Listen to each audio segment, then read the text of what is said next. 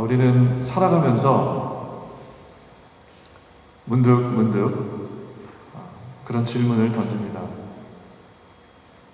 내가 지금 살아가고 있는 삶의 이유는 무엇일까? 내 인생의 의미는 과연 무엇일까? 어릴 적에는, 풋내기 시절 어릴 적에는 내가 가져야 할 꿈이 막연했고 또 큰 꿈을 꾸면 좋겠다라는 생각에 어떤 것이든 내 꿈이 될 수가 있었습니다. 그러나 나이가 점점 늘어가면서 점점 우리들의 몸은 덜 건강해지면서 우리들이 정말 무엇을 위해서 이 땅 가운데 부른 바란가 꼭 끊임없이는 아닐지라도 문득문득 내 생의 의미는 무엇일까를 질문하는 경우가 있습니다. 또 우리 주위에 가족분들 중에, 친지들 중에 죽음을 맞이하시는 분들을 보면서 내가 과연 죽음을 맞이하게 된다면 나는 어떻게 될까? 죽음에 대해서도 우리가 생각을 해보는 경우가 종종 있습니다.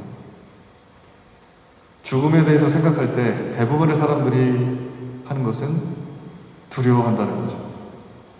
죽음 이후에 대한 어떤 세계가 펼쳐질지 모르는, 물론 믿는 자들에게는 천국이 보장되어져 있다고 하지만 한 번도 가보지 않은 곳이기 때문에 아직은 우리들에게 여전히 불확실성으로 가득한 그 세계. 한동안 연속되어져 왔던 나라는 존재가 더 이상 이제 이 세상 가운데 인연을 맺었던 사람들과는 이제 단절된 그 세상으로 간다라고 하는 그 슬픈 현실을 바라보면서 우리는 죽음에 대해서 두려워하는 경우가 많이 있습니다. 한글말로 인간의 죽음이라고 번역된 On Death and Dying이라는 책을 쓴 퀴블러 로스라고 하는 학자가 있습니다. 이분이 이 책에서 이야기하시기를 현대인들이 죽음을 정면으로 대하기를 기피하는 여러 가지 이유 중에 하나가 뭐냐면 오늘날 죽어가는 사람들이 아무도 없는 고독한 상황에서 응급실에 계속해서 맥박 소리가 전장으로 들리는 그러한 시끄러운 소리 속에서 여러 가지 몸 안에 우리 안에 생체 신호를 잡기 위한 기구들을 달아놓은 상황에서 편안치 않게 고독하게 죽음을 맞이하는 것 때문에 많은 사람들이, 현대인들이 죽음을 두려워한다라고 기록을 해놓았습니다.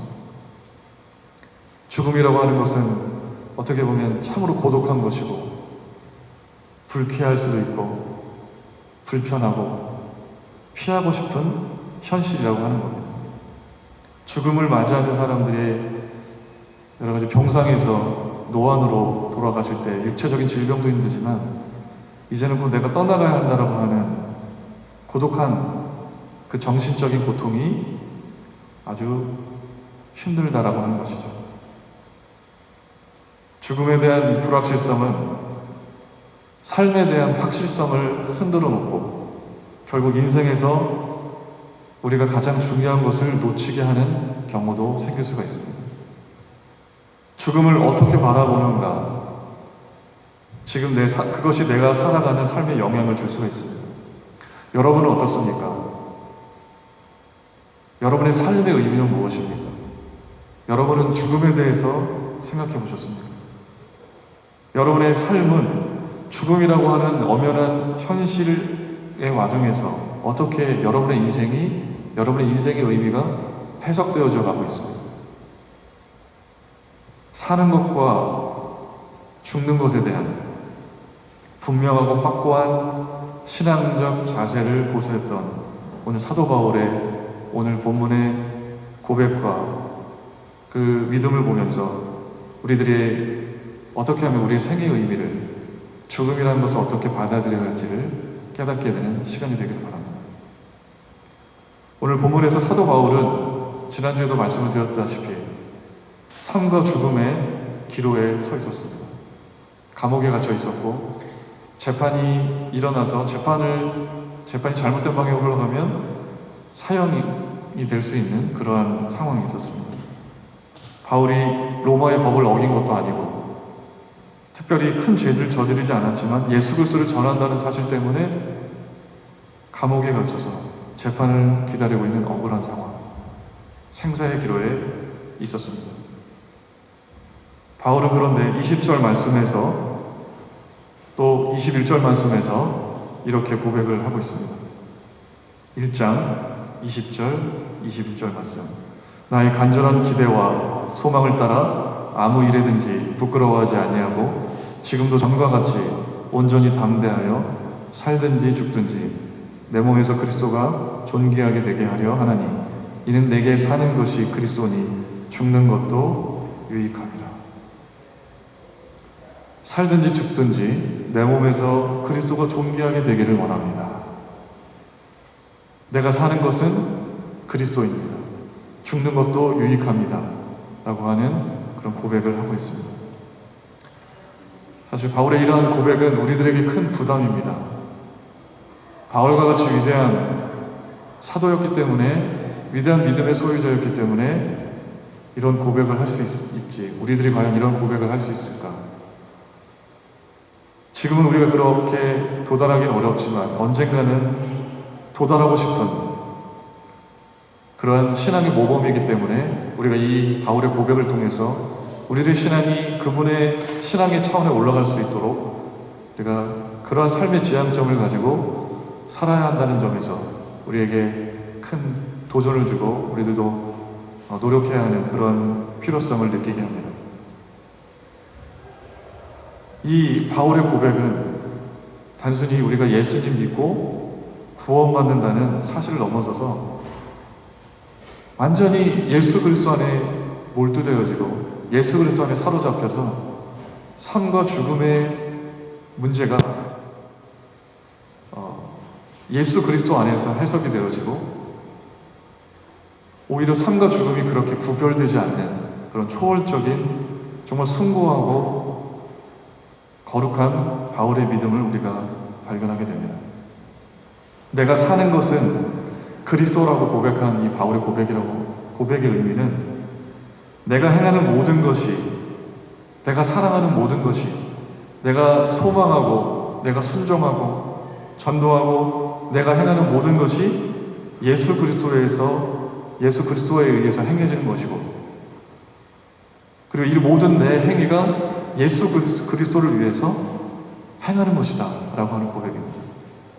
내 삶을 지탱하는, 내 삶을 끊임없이 나의 삶의 원동력을 제공하는 분이 바로 예수 그리스도고, 내 삶에서 행하는 모든 행동과 모든 영향력이 오직 예수 그리스도만을 위해서 이루어지는 것이다 라는 고백입니다.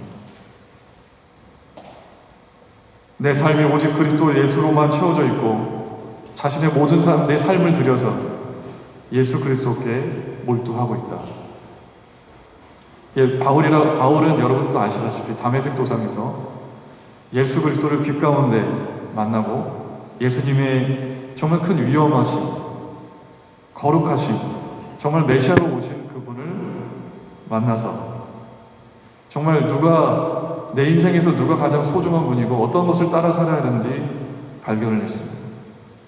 내 인생은 오직 그리스도를 위해서 사는 것 외에 다른 존재 이유를 바울은 발견할 수가 없었습니다. 그래서 오늘 본문에서처럼 내게 사는 것은 그리스도입니다 라고 고백을 하고 있는 것입니다. 그리고 그에 더해서 죽음도 유익합니다. 바울의 이러한 확신과 믿음은 어느 때도 흔들리지가 않았습니다. 그래서 우리는 바울의 서신 곳곳에서 참으로 바울의 아름답고 숭고한 고백을 계속해서 찾아볼 수가 있습니다. 갈라디아서 2장 20절 말씀에 내가 그리스도와 함께 십자가에 못 박혔나니 그런즉 이제는 내가 사는 것이 아니요 오직 내 안에 그리스도께서 사시는 것이라. 이제 내가 육체 가운데 사는 것은 나를 사랑하사 나를 위하여 자기 자신을 버리신 하나님의 아들을 믿는 믿음 안에서 사는 것이라. 오직 이제는 내가 사는 것이 아니라, 내가 십자가에 못 박혔고 이제는 내 안에 내가 사는 것이 아니라 오직 내 안에 그리스도께서 사시고 나를 버리신, 나를 사랑하사 나를 위하여 자기 자신을 버리신 하나님 아들을 믿는 믿음 안에서 사는 것이다. 믿음 생활이라고 하는 것은 바로 이런 것입니다. 우리가 표면적으로 예배하고 찬양하고 말씀 듣고 봉사하는 것을 넘어서서 나라는 존재가 정말 예수 그리스도와 함께 십자가에 못 박혀지고 이제는 내 인생을 내 마음대로, 그래서 이제는 내 인생을 내 마음대로, 내 뜻대로, 내가 원하는 대로, 내가 욕망하는 대로, 내가 계획하는 대로 사는 것이 아니라 오직 내 안에 예수 그리스도께서 사셔서 내가 사는 것이 그리스도라고 고백할 수 있는 단계까지 가는 것. 내 삶에 바라는 모든 것들이, 행하고 원하는 것들이 오직 그리스도에게 몰두되어 있는 것. 그 믿음 안에서 사는 것이 진정한 믿음 생활이라고 하는 겁니다. 그래서 진정한 인생의 의미, 삶의 의미는 바로 오늘 바울의 고백처럼 내가 사는 것은 그리스도입니다 라는 고백에서 발견될 수가 있습니다. 내가 살아가는 이유, 내 삶의 의미, 그것은 오직 그리스도 안에서만 온전히 발견될 수 있고 온전히 우리가 그것 안에서 참 풍성한 의미를 발견할 수가 있는 것입니다. 그래서 우리가 믿음 생활하면서 생의 의미를 발견한다고 하는 것은 잠시 한번 내가 믿어볼까? 내가 한번 교회 한번 다녀볼까? 한번 예배 드려볼까? 한번 봉사해볼까? 이런 차원에서는 불가능하다고 하는 거죠. 진정 우리가 믿음에서 분명한 생의 의미를 발견할 수 있기 위해서는 바울의 고백처럼 내가 사는 것은 그리스도니 온 존재를 예수님께 거는 내가 하는 모든 것, 내가 직장에 다니는 것, 아이를 키우는 것, 내가 먹고 마시는 것, 내가 잠을 자는 것, 내가 생각하고 도모하는 모든 것들이 오직 예수 그리스도 안에 몰두되어 있어요. 내 온 존재를 드리는 것 안에 발견되어질 때 우리는 확실한 인생의 의미를 발견할 수가 있는 것입니다. 로마서 14장 8절에서 바울은 또 이렇게 고백합니다. 우리가 살아도 주를 위하여 살고 죽어도 주를 위하여 죽나니 그러므로 사나 죽으나 우리가 주의 것이로다. 예수 그리스도가 유일한 확실한 생의 이유라는 분명한 이 바울의 믿음은 그가 살아가는 의미뿐만 아니라 죽음의 의미조차도 오직 예수 그리스도 안에서 발견될 수 있다고 하는 것입니다.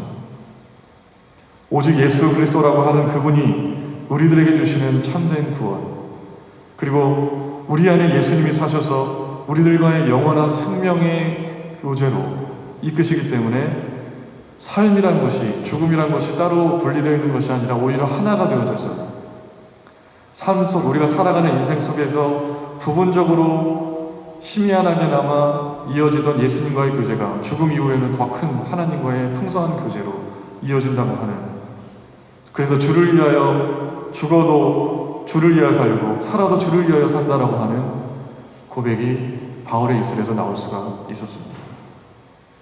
바울은 오늘 본문 21절에서 후반부에 이렇게 고백하는 것을 다시 한번 우리가 읽기를 원합니다. 이는 내게 사는 것이 그리스도니 죽는 것도 유익하다. 죽는 것도 유익하다라고 고백을 하고 있습니다. 바울은 차디찬 감옥 속에서 홀로 외로이 있는 그 감옥 속에서 죽음의 분위기가 감도는 그 감옥의 한복판에서 절대로 두려움에 사로잡히지 않았습니다. 오히려 바울은 담대하게 고백하고 있습니다. 살든지 죽든지 오직 예수 그리스도가 존귀하게 되기를 원합니다. 내가 사는 것은 그리스도니 죽는 것도 유익합니다. 죽는 것도 유익하다라고 고백을 합니다. 바울은 22절과 23절에서 자신이 어떻게 죽음을 생각하고 있는지 구체적으로 또 설명하고 있습니다. 22절부터 23절 말씀 제가 다시 한번 읽어봐 드릴게요. 그러나 만일 육신으로 사는 이것이 내 일의 열매일진데 무엇을 택해야 하는지 나는 알지 못하노라.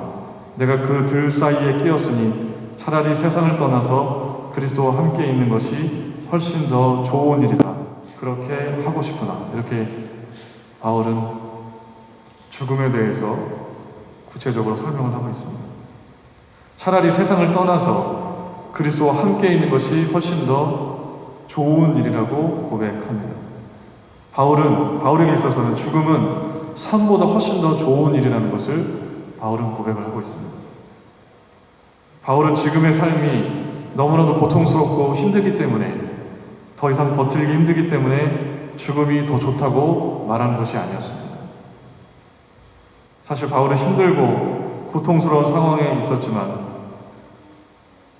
힘들고 고통스러운 상황이 여러 가지로 펼쳐졌었죠. 바울이 복음을 전하는 것 때문에 매질도 당하고 누명도 쓰고 사람들에게 손가락질도 당하고 욕도 먹고 자신이 세운 교회 교인들에게 모함을 당하기도 하고, 그게 바울이 당했던 고통이었어요. 그리고 끝내는 영광스러운 자리에 앉지 못하고 감옥이라고 하는 비참한 신세에 이런 상황에 처했던 게 바울이었죠. 보통 사람 같으면 차라리 빨리 이 고통 속에서 벗어나고 싶어서 그런 바람을, 이 생을 마감했으면 하는 바람을 가졌을지도 모르겠습니다. 근데 바울은 그런 고통들 때문에 죽음을 더 바란 것이 아니었습니다. 당시 고대 헬라인들의 바람처럼 단순히 영혼이 육체의 사슬에서 해방돼서 불멸의 상태에 놓이기를 원했던 것도 아니었습니다. 바울은 그리스도와 함께 있는 것이 훨씬 더 좋았기 때문에 자신이 죽으면 그리스도와 함께 하는 완성된 아주 궁극적이고 친밀한 교제가 이루어질 것이라고 하는 것을 알았기 때문에 삶보다도 더 죽음이 좋다라고 고백을 하고 있는 것입니다. 비록 바울이 세상에서 섬기는 동안 그리스도와 친밀한 교제 가운데 살았지만 그것은 어디까지나 제한적인 것이었습니다. 비록 큰 믿음이 있어도 계속해서 육체 가운데 있는 동안 내면에서 일어나고 있는 선과 악의 싸움이 계속 일어나고 있는 연약한 존재임을 바울은 확신했습니다. 그래서 바울은 오호라 나는 공부한 사람이로다, 내 안에서 선과 악이 싸운다 라는 고백을 했습니다. 그러나 우리가 세상을 떠나면 죄와 사망에서 벗어나서 하늘에서 그리스도와 함께 영원한 교제 가운데 있게 되고, 사람이 상상할 수 없는 훨씬 밀접하고 친밀함을 주님과 누릴 수 있게 됨을 고백을 하고 있습니다. 바울은 우리가 읽은 빌립보서 3장 20절에서 우리의 시민권이 하늘에 있다라고 얘기를 했습니다. 우리가 바라야 할 분야, 우리가 영원히 끊임없이 바라야 할 본향 집은 세상이 아니라는 겁니다. 세상에서 우리가 여러 가지들 추구하고 노력하고 가지려고 노력을 하지만 그거는 영원하지 않다는 거죠. 우리의 영원한 본향 집은 이 땅에 있는 것이 아니라 하늘에 있다. 우리의 시민권은 하늘에 있다라는 고백을 합니다. 고린도후서 5장 1절에 보면 바울은 또 이러한 이야기를 합니다. 만일 땅에 있는 우리의 장막집이 무너지면 하나님께서 지으신 집, 곧 손으로 지은 것이 아니요 하늘에 있는 영원한 집이 우리에게 있는 줄 아느니라. 그리고 고린도후서 5장 8절에 우리가 담대하여 원하는 바는 차라리 몸을 떠나 주와 함께 있는 그것이야. 이렇게 고백을 하죠. 그래서 바울은 죽음이 두렵지가 않았고 오히려 삶보다 죽음을 더 훨씬 좋은 것이라고 오늘 빌립보서에서 고백을 하고 있습니다. 근데 우리는 아까도 말씀드린 것처럼 때로는 우리는 여기 이 세상이 마치 영원히 살 수 있는 곳인 것 마냥 많은 것을 모으고 짓고 사들이고 영원히 살 수 있을 것처럼 거기에 미련을 갖고 행동하는 경우가 많이 있습니다. 존 파이퍼 목사님의 하나님이 복음이다라는 그런 책이 있습니다. 그 책에 보면 현대 그리스도인들에게 이러한 질문을 던지면서 그 책을 시작하고 있습니다. 당신이 지금 모든 것을 누리고 있는 자녀와 집과 자동차와 모든 소중하게 구입한 모든 것들을 지금 이 세상에서 사는 것, 이 모든 것을 다 가지고 예수님 없이 이 세상 가운데 살겠습니까? 아니면 그런 모든 것을 다 버리고 예수님과 함께 하나님 나라에서 함께 교제하고 있는 것을 선택하겠습니까? 우리는 이 질문에 쉽게 대답하기 어려운 우리들의 모습을 발견하게 됩니다. 이것은 예수님과의 교제의 즐거움보다 세상의 즐거움에 빠져있는 세속화된 그리스도인을 향한 존 파이퍼 목사님의 도전적인 질문입니다. 예수님을 믿는 이들에게 가장 좋아하고 가장 우선하고 가장 행복할 수 있는 것은 예수님과의 교제라는 사실을 가장 잘 안 사람이 바로 바울이었습니다. 바울의 이러한 인식 그리고 예수님에 대한 분명한 관계와 이해는 그에게 삶과 죽음의 의미가 어떤 것이어야 하는지를 분명하게 결정짓게 했습니다. 여러분, 우리들이 바울과 같은 믿음과 삶과 죽음에 대한 이해를 가지고 오직 예수 그리스도 안에서 붙잡힌 인생을 살아가게 되기를 간절히 축원합니다.